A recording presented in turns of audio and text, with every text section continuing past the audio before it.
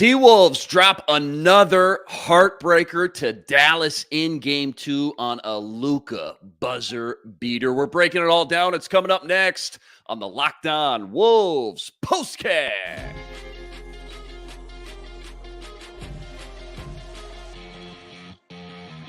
You are Locked On Wolves POSTCAST, part of Locked On Minnesota on the Locked On Podcast Network. Your team every day. What's up? What's up? Back in the lab, back at it. Another T-Wolves POSTCAST episode right here on the Locked On Sports Minnesota Network. I got my main man riding shotgun literally tonight. Sam Ekstrom, host of the Minnesota Basketball Party each and every Wednesday. He's on X at Sam Ekstrom. And Sam, before we jump into all the action from tonight, quick reminder, tonight's episode brought to us by LinkedIn. LinkedIn Jobs helps you find the qualified candidates you want to talk to faster. Post your job for free at linkedin.com/LockedOnNBA. That's linkedin.com/LockedOnNBA to post your job for free. Terms and conditions apply. Okay, man. You know, the wife asked me before the game, as she usually does before any big game, are you nervous? And I had to take a beat. It kind of took me a second because I really thought, as far as just like the Wolves coming out tonight and being the better team at home, Game 2, bounce back, I really wasn't that nervous, to be totally honest. But anytime you lose Game 1 at home in such a big, pivotal series, I know you can't call it a must-win game. I get it. But tonight really did feel like it was kind of put up or shut up time. They needed to bounce back tonight if they were going to have a serious chance to win this series. Let's just start at the top here real quick, because the Wolves came out.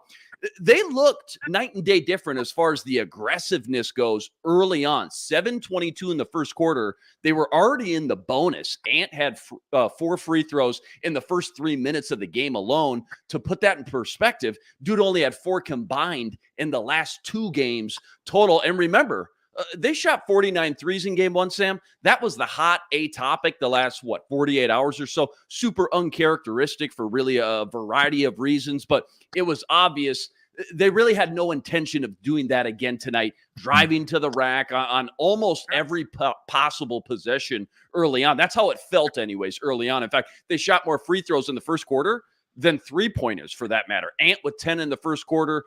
Naz Reid, he brought the flamethrower. He started 4 for 4 from 3, 12 huge points to help kind of carry the load with Cat on the bench for a while with 2 early fouls. They had 5 offensive rebounds to the Mavericks, 2 in the first quarter. So second quarter we go. Wolves hit 4 straight threes, pushed that lead all the way to 18. They were 7 of 11 from 3 at that point. Dallas got cold, missed 7 consecutive shots. They missed 13 of 16 actually midway through the second quarter, but they fight back, 8-2 run, cut the lead to 12, 60-48 at halftime. Third quarter, though, the Luka show started, laboring on that bum knee, right? No look passes, 3-pointers, creating good looks. All of a sudden, you look up, Sam, they cut the lead to 5 with 2 minutes left. Naz Reid gives them a little bit of momentum like he did really all game long. 7-point lead heading into the fourth quarter. And then the fourth quarter, Sam, that was kind of the start of it was a disaster. Kyrie 3, Ant turnover, another Kyrie 3. And just like that, the Mavs took their first lead since the first minute of the game. 11 lead changes in the fourth quarter. And in the end here, the Wolves just sort of unraveled again. Up 5, under a minute to play. Kyrie hits a 3. Wolves turn it over twice. One on this challenge that we're going to break down here in a second. One by Anthony Edwards, who throws it out of bounds, trying to find Naz Reid. And then Luka, he gets matched up on Rudy Gobert, knocks down the game-winning 3 with 3 seconds left. Plenty to unpack here, Sam. Let's just start with the final minute, though, because that's what everybody's going to be clamoring about here, because kind of felt like for the second game in a row now, the Wolves maybe had the Mavs where they wanted them, and it just felt like they really gave another one away. What'd you see in that final 60 seconds or so there at the end? I'm exhausted. I'm exhausted from that game and the final minute. I mean, I think I said twice, if you score, you win, right? Like the Wolves had a couple opportunities where it was a 2-possession game, could have pushed it to a 3-possession game, probably lights out. You're up by 2, get an 8-second differential, shot clock and game clock. You score, you win. And in both cases, essentially, Anthony Edwards throws it away. Now, there will be some rightful hand-wringing about the challenge. And the challenge and the replay center has not been kind to the Timberwolves in this series. And it's such a bad loophole that you can foul somebody, have it not be called upon review, and by the letter of the law, it's off of Jaden, and it's Mavericks ball. That is a huge gut punch in itself. Anthony Edwards throwing it away, not getting a shot off with 12 seconds to go, devastating. And it made the outcome predictable, right? Didn't you know? You knew that Luka was going to hit the shot, right? Oh, yeah. I knew he was going to hit the shot at that point. It was a done deal at that juncture. And then the second that Gobert was slow to recover or close out after the step back, it's over. I said in the air, that's good. And then for Nas's three to swirl out at the buzzer, man, I can't think of a worse Timberwolves loss in their team's history. I know they blew some big leads against Memphis a couple of years ago, but considering the stakes, this is competing for the worst loss in Timberwolves history, I would venture to say. Yeah. I don't think you're far off, really. And again, try not to be a prisoner of the moment. It's all so fresh. It hurts so bad right now, but you dropped an 18-point lead at home. And I get it. Dallas, I mean, they got their two studs there, but just inexcusable, especially, again, had them on the ropes with 60 seconds left.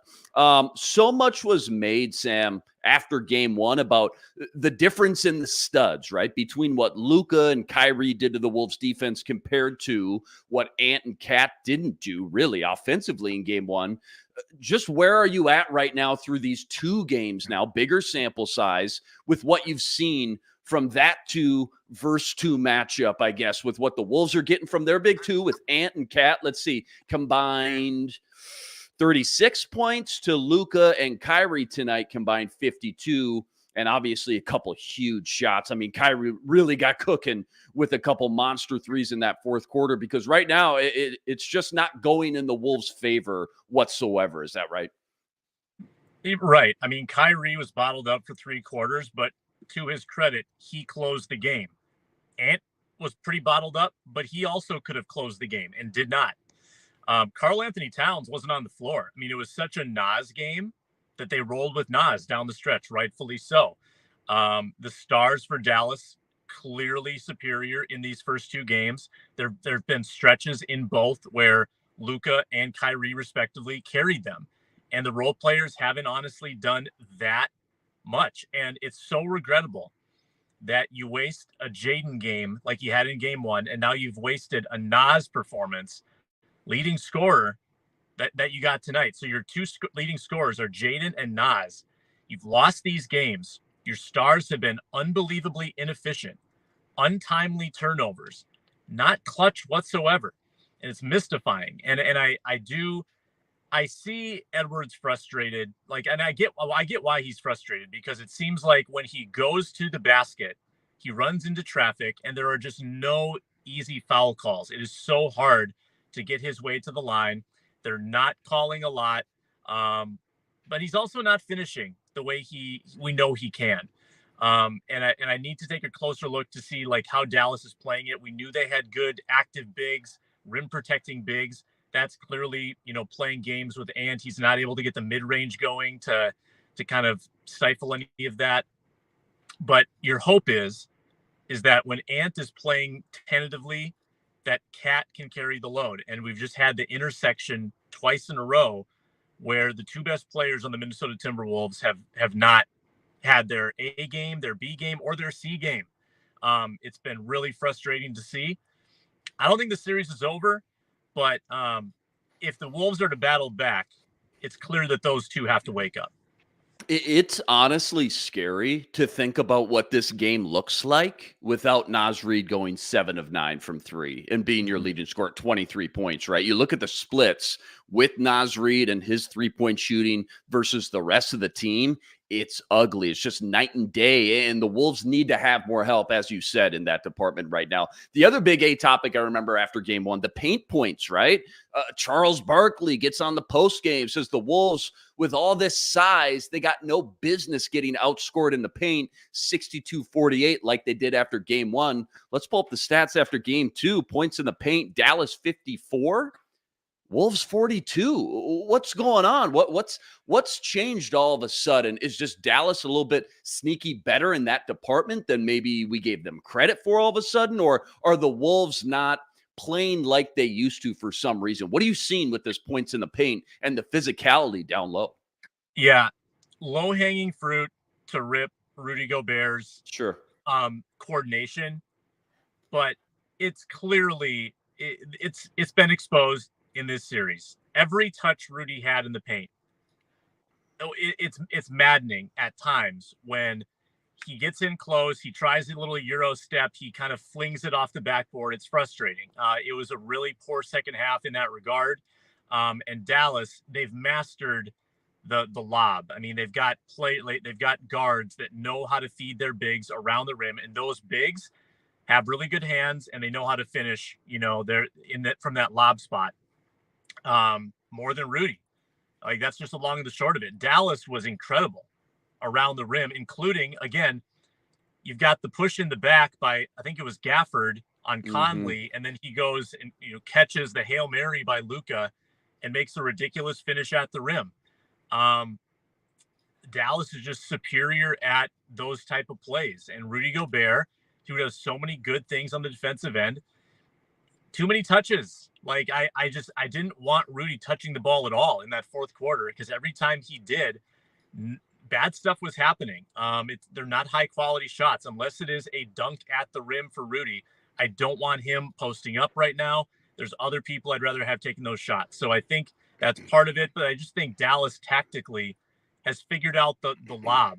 They're drawing the Wolves defenders in. They're lobbing it up over them. It's pretty simple. And they've got guys that can execute that. So big time adjustments needed by Mike Inori and Chris Finch. You got to try to make it right in Dallas. All right, plenty more deep dive on this Wolves-Dallas game 2. That's all coming up right after this. Quick reminder, tonight's episode brought to us by LinkedIn, because when you start hiring for your small business, you want to find quality professionals that are right for the job, right? Well, then LinkedIn Jobs, it's a no-brainer, because LinkedIn Jobs has the tools you need to help find the right professionals for your team faster, and it's for free, because LinkedIn isn't just another job board. It's the only job board, because they got the biggest network to choose from with more than 1 billion professionals. And that's what makes LinkedIn the best and really the only place to hire. LinkedIn gives you access to professionals you just can't find anywhere else. And they do all that while also making the process easy and intuitive. Hiring for your next job is going to be easy when you have hundreds of quality candidates, right? So easy, in fact, 86% of small businesses get a qualified candidate match within just 24 hours. So it's time to join the 2.5 million small businesses that are already using LinkedIn for hiring. Try it today and post your job for free at linkedin.com/LockedOnNBA. That's linkedin.com/LockedOnNBA to post your job for free. LinkedIn, terms and conditions apply. I always do this after every episode. Just real quick, box score scouting. You kind of touched on some of these already. I always say it doesn't tell the whole story, but something to go off of here. Just a little knee-jerk reaction right after the game. Tell me what jumps out to you the most when you hear some of these box score numbers. And let's start at the top. Ant, 21, but 5 of 17, I believe. Yeah, Cat, only 26 minutes, 15 points, 4 of 16. Rudy, 16 points. Jaden, he's either on or he's off. 1 of 6 tonight. Conley, 18 big points. Naz Reid, already touched on him. 23 points, led the team. 7 of 9 from 3. 0 for 2 from 3. 2 of 4 from the floor. And slow-mo, Kyle Anderson continues to just be solid on both ends of the court. +4, ±, 7 points, 2 of 5 from the floor. What jumps out the most? Pick one guy that surprised you the most from tonight in game 2. Yeah, Nikhil. Nikhil needs to be better. That's now 5 of the last 9, I believe. He's 0 from 3. Just you need something. I know he did get to the rim a little bit late, but you are counting on, he's a 3-and-D player. You're counting on a couple made threes from him. He's an energy guy. He gives such a lift when you can get that from Nikhil. And when he's playing well offensively, you can leave him out there longer, and he is an asset defensively too. But right now he's a liability offensively. He has not made a 3 since game 6. It's 3 straight games without a 3-point shot. That's rough. The Jaden regression, I think, was coming. I kind of expected it. He was scoreless until the late 3rd, early 4th quarter in this one. Yep.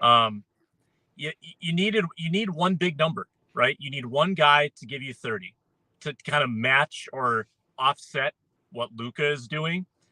It's tough to imagine Luka not doing this. Like, he is so good. He can affect the game in so many different ways. It's tough to imagine that Luka is going to have a clunker the way that Cat and Ant have had. So you need to match that somehow. And preferably it's with your stars. So that 21 for Ant coming on 17 shots, got to be better. And this is now, like, let's add up the last 3 games, Luke, of Ant. I mean, 6 of 24 in the game 7. Just top of head trying to think of the game 1 stats, but he's probably something like 13 of 60 the last, or I could be wrong about that, but I'm not far off. Like, it's a rough stretch for Ant, and we haven't seen many 3-game stretches like this. He's got to pull him out of it. A lot of this falls on him. 100%. Sometimes we get kind of so transfixed on what the Wolves are and aren't doing. I'm kind of wondering, I'm curious, I guess, if there's anything or anyone for that matter through these, 2 games for Dallas that has maybe surprised you the most. Like sitting here watching Gafford and Lively, start to finish for the first time really all year for me. Really, those guys have been such huge X factors for them both games, really, games 1 and 2 now, just feasting under the rim on all those assists from Luka and Kyrie. What's kind of surprised you the most when it comes to just what Dallas is doing, whether it's a player specifically or just a X's and O's kind of strategy? You've got the box score in front of you. What was the final PJ Washington line tonight? PJ Washington, 4 of 11, 38 minutes, 4 of 11, 0 for 4 from 3, 10 points, 2 blocks, 1 steal, 5 boards. See, that's another frustrating one, because that's 2 games now where they've got nothing from PJ Washington. Like, that's their 3rd guy in the pecking order. And he's had 2 really quiet nights, and Dallas is still 1.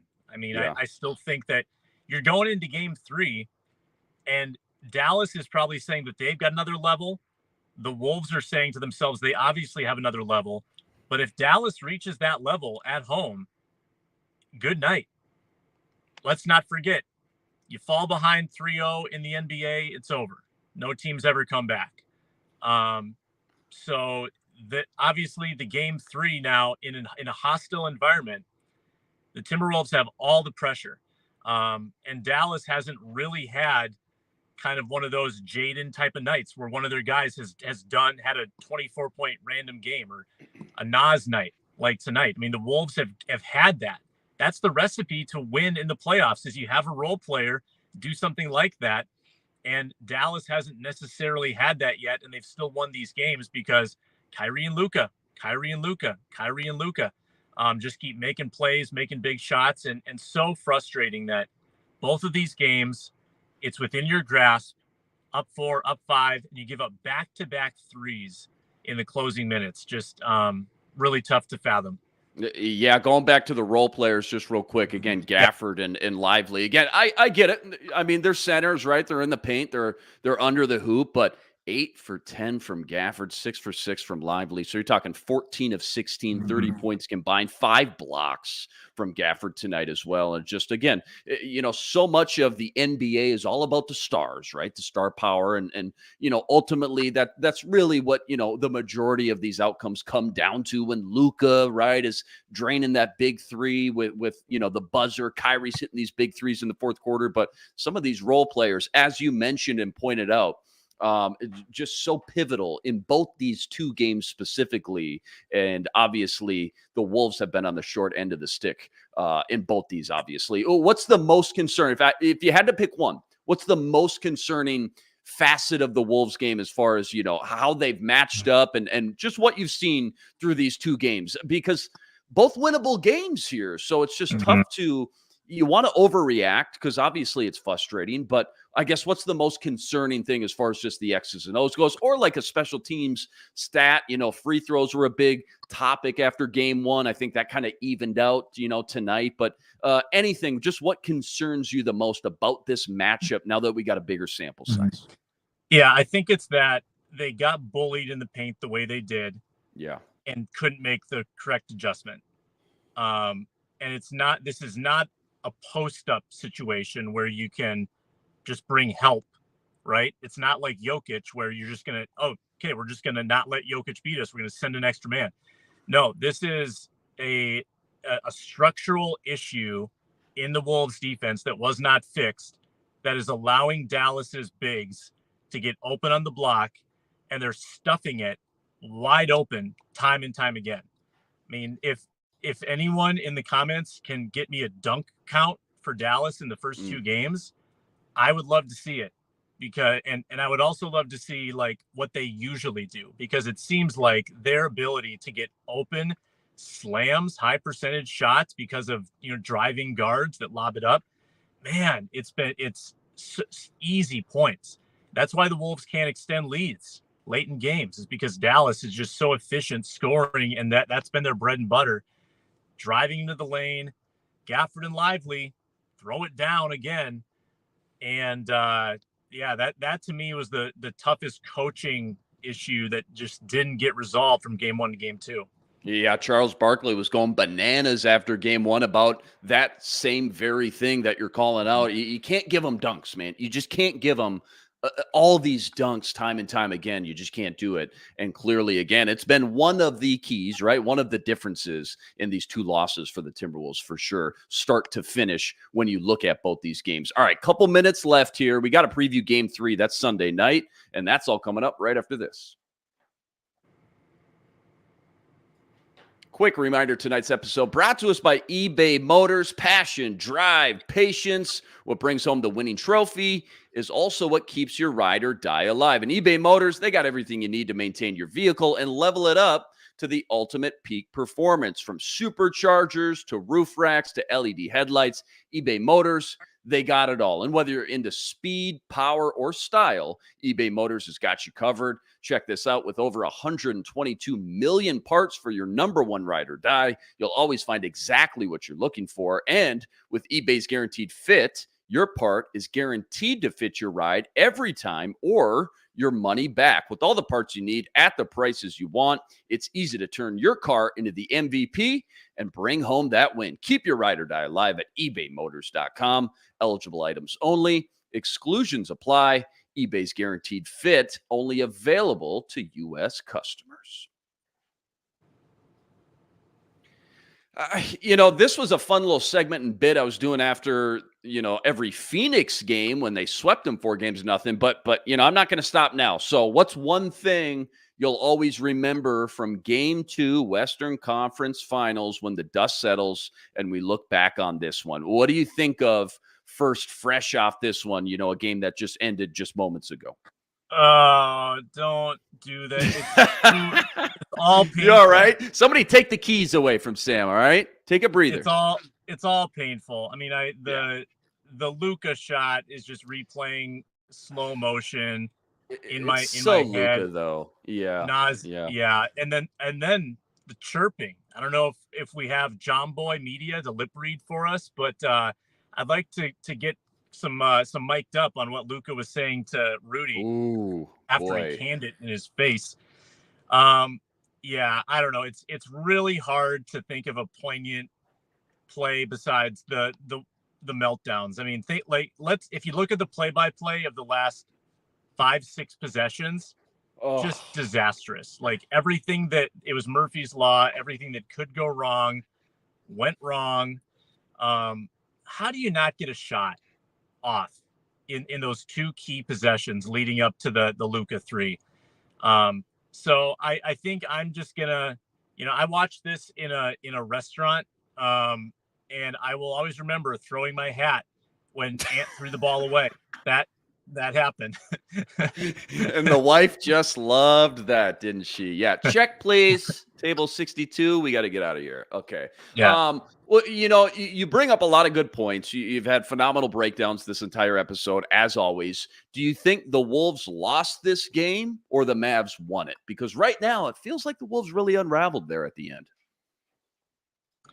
Yeah. I mean, have we mentioned the Wolves blew an 18-point lead in this game? No, I don't think so. No. Because there were 11 lead changes in the fourth quarter. And obviously it tightened up because they played a bad third. And that's been their bread and butter, especially in the Phoenix series. They blew teams away in third quarters.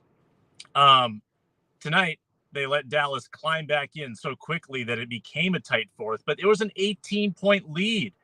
And I believe it was as much as 15 or 16 in the third.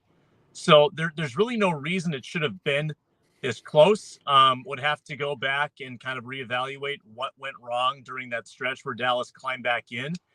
Again, I think there were too many stretches where Dallas just scored at will.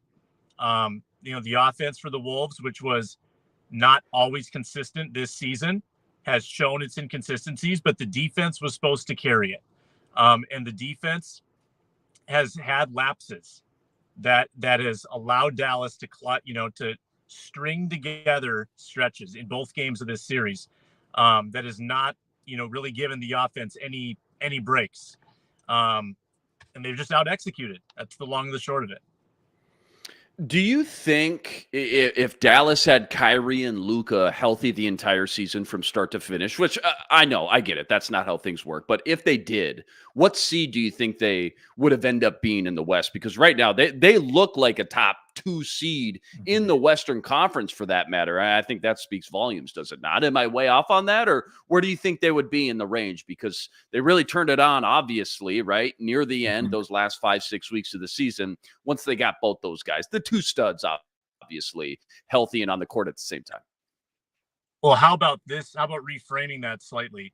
What if they'd had the full roster? So the trade deadline acquisitions all year. Are they a 1 seed then? I think that they're probably in that mix with obviously the Thunder, the Nuggets, the Wolves were all kind of neck and neck. They probably would have been in that mix. Mavericks seem to load manage a little more than most teams. They probably gave up some wins here and there, particularly against the Wolves. Wolves didn't really see the true version of the Mavs at all this year, which maybe is hurting them going into this series. But I think that's a great question, that the Mavs were maybe a sleeping giant. The way they dispatched of LA in the first round probably should have clued us in. And then obviously, I think their win against the Thunder was super validating for them. So a lot of people had infinite confidence in the Wolves heading into this series, but maybe they shouldn't have. Maybe the 5 seed next to Dallas's name is a little bit deceiving based on how they played down the stretch in the regular season with those trade deadline pickups. And now their record in the postseason is like 10-4. I mean, they're playing great basketball right now. And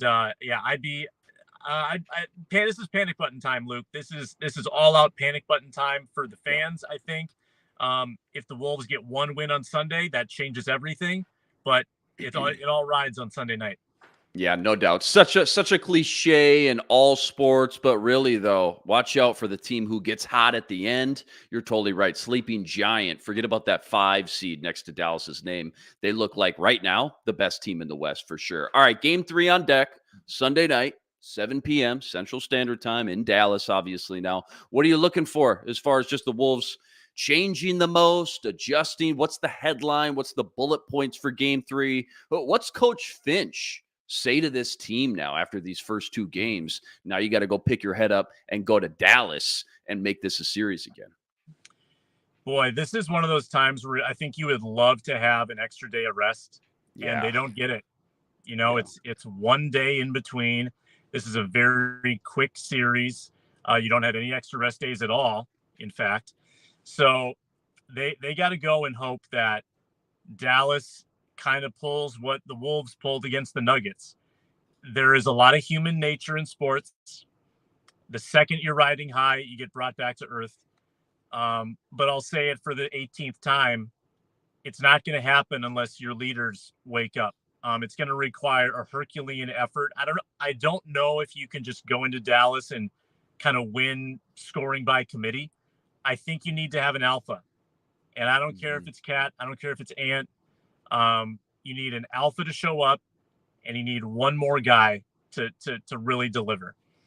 And the defense has got to be so much better. So I think it's pretty clear what needs to happen.